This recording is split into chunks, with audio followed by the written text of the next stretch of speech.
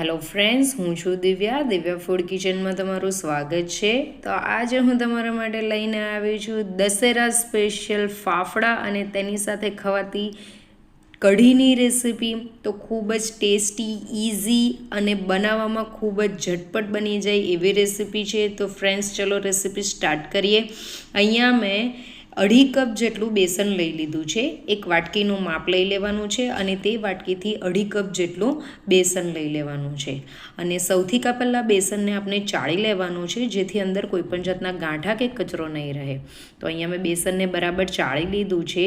બેસનને ચાળવાથી તે એકદમ જ સોફ્ટ થઈ જાય છે લોટ, અને તેની અંદર હવાના કણ ભરાય છે. ત્યાર પછી 1 ચમચી જેટલો અજમો લીધો છે.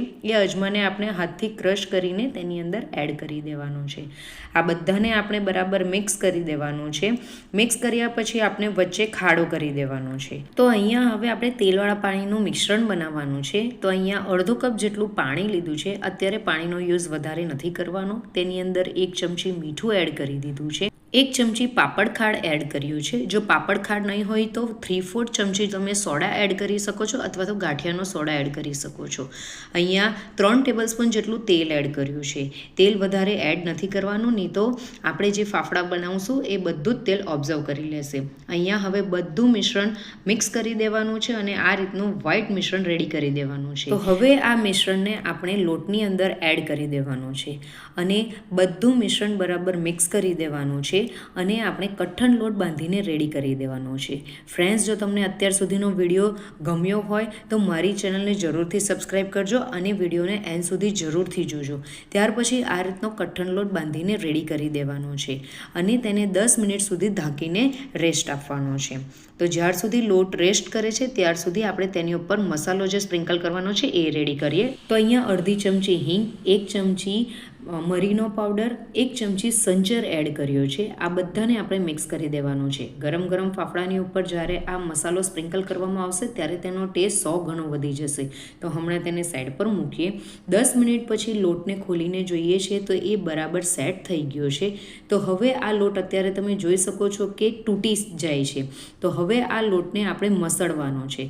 એટલીસ્ટ 2-3 મિનિટ સુધી લોટને મસળવાનો છે. તે તેની ઉપર 1 ચમચી તેલ એડ કરવાનું છે. તેલ એડ કરતા જવાનું છે અને લોટને મસળતા જવાનું છે. તો હવે તમને હું બતાવું છું કે લોટ મસળ્યા પછી તેનામાં એક સ્ટ્રેચીનેસ આવી ગઈ છે. એ લોટ ખૂબ જ ખેંચાય છે. તો આ રીતનો લોટ આપણે કરવાનો છે.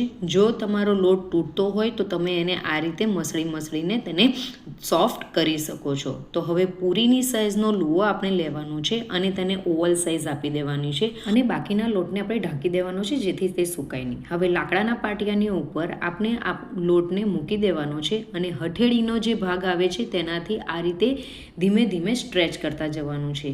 તો આપનો જે ફાફડો છે એ બનીને રેડી થઈ જશે. તો બીજો હું તમને ફાફડો રેડી કરીને બતાવું તે પહેલાં આપણે આપણા હાથને ક્લીન કરી દેવાનો છે, નહીં તો ફાફડો ઘસાશે નહીં. તો બીજો ફાફડો પણ આપણો ઘસીને રેડી થઈ ગયો છે.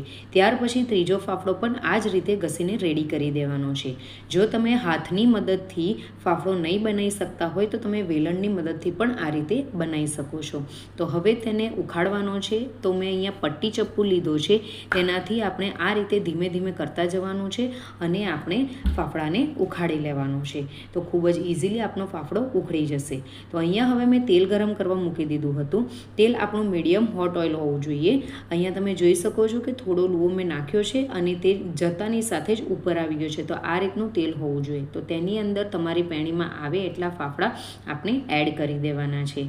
ફાફડાને પલટાવવાની ઉતાવળ નથી કરવાની. થોડી વાર તેને થવા દેવાનું છે, ત્યાર પછી તેને પલટાવવાનો છે. તો ખૂબ જ ઇઝીલી આપણા ફાફડા બનીને રેડી થઈ જશે. ફ્રેન્ડ્સ, તમને અત્યાર સુધીનો વિડીયો ગમ્યો હોય તો મારા વિડીયોને લાઇક અને શેર જરૂરથી કરજો. અને અહીંયા આપણા ફાફડા રેડી થઈ ગયા છે. તો હું ફાફડાને લઈ લઉં છું. તો અહીંયા આપણા ફાફડા તળાઈને રેડી થઈ ગયા છે. તો હવે એને કાઢી લઉં છું. તો એ જ રીતે મેં બધા જ ફાફડા તૈયાર કરી દીધા છે. તો એની ઉપર હવે જે આપણે મસાલો રેડી કર્યો હતો તે મસાલો આપણે સ્પ્રિંકલ કરી દેવાનો છે. તો 50 રૂપિયાની અંદર જ તમે થાળો ભરીને ફાફડા રેડી કરી શકો છો. તો ઘરમાં ખૂબ જ ઇઝીલી અને ફટાફટ તમે બાર જેવા ફાફડા બનાવીને રેડી કરી શકો છો. અહીંયા હું તમને તોડીને બતાવું છું તો તમે જોઈ શકો છો કે ખૂબ જ ક્રિસ્પી એવો આપણો ફાફડા બનીને રેડી થયા છે અને તે એકદમ જ ઇઝીલી તૂટે છે. તો હવે આપણે કઢી બનાવવાની છે. તો અહીંયા મેં બાઉલની અંદર 3 ટેબલસ્પૂન જેટલું બેસન લીધું છે. તેની અંદર થોડું પાણી એડ કર્યું છે. હવે તેની અંદર ગાંઠા નહીં રહે એ રીતે આપણે તેને મિક્સ કરી દેવાનું છે અને બધા ગાંઠા આપણે છૂટા પાડી દેવાના છે. તો અહીંયા બધા ગાંઠા દૂર થઈ ગયા છે. તો એની અંદર હવે અડધી ચમચી જેટલી હળદર એડ કરું છું. અડધી ચમચી હળદર એડ કર્યા પછી તેની અંદર 1 ચમચી જેટલું મીઠું એડ કરું છું.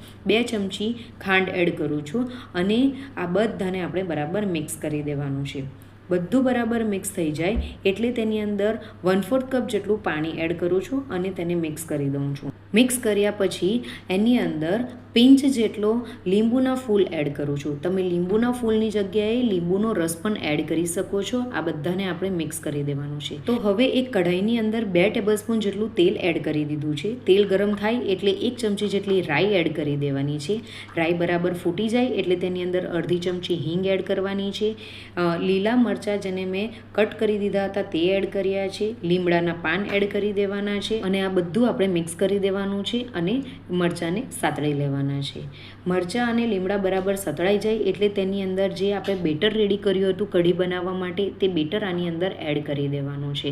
તો બેટરને સૌથી પહેલાં આપણે હલાવી લેશું અને ત્યાર પછી એડ કરશું. બેટર એડ કર્યા પછી આપણે તેને મિક્સ કરી દેવાનું છે અને તેની અંદર 1 ગ્લાસ જેટલું પાણી એડ કરી દેવાનું છે અને આ બધું બરાબર મિક્સ કરી દેવાનું છે અને તેને કૂક કરી દેવાનું છે. તો આ કઢીને આપણે ત્યાર સુધી કૂક કરવાની છે જ્યાર સુધી તેની કન્સિસ્ટન્સી થોડી ઘટ નહીં થઈ જાય. તો આટલી આપની કઢી થઈ જાય એટલે આપણે ગેસ ફ્લેમ બંધ કરી દેવાની છે.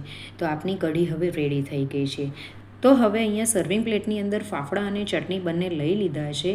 તો એન્જોય કરી શકો છો. ખૂબ જ ટેસ્ટી એવી આપણી રેસીપી રેડી થઈ છે અને ખૂબ જ ઇઝીલી તમે બનાવી શકો છો. દશેરાના દિવસે ગરમ ગરમ ફાફડા અને ગરમ ગરમ કઢી બનાવીને તમે એન્જોય કરી શકો છો અને તે પણ ખૂબ જ ઓછા ખર્ચે બહુ બધા તમે ફાફડા બનાવીને રેડી કરી શકો છો અને તે પણ બહાર જેવો ટેસ્ટ આવશે. આની સાથે તમે પપૈયાનો સંભારો, કોબીજનો સંભારો પણ બનાવી શકો છો. તો તમને મારી આજની રેસીપી ગમી હોય તો મારી રેસીપીને લાઇક કરજો અને તમારા ફ્રેન્ડ સર્કલમાં પણ શેર કરજો અને મારી ચેનલને સબસ્ક્રાઈબ કરવાનું ભૂલતા નહીં. Thank you for watching. By.